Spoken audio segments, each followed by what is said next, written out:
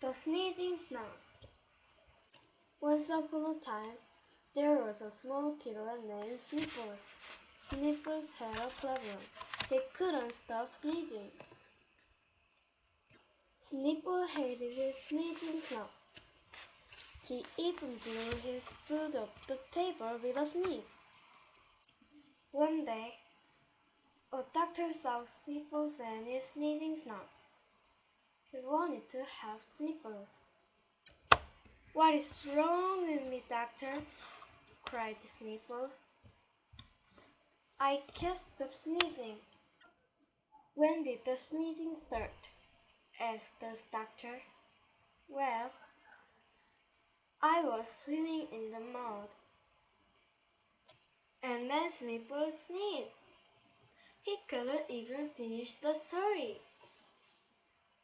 "Maybe you should stay out of the mud," said the doctor. "Stinky mud can make you sick." "But I love the mud," cried Sniffles. "I take baths in mud all the time." "Take a bath with some soap instead," said the doctor with a smile. Sniffles took a soapy bath every day. He started sneezing less and less. After a week, he didn't sneeze at all. "Thanks, doctor," smiled Sniffles. "I feel much better."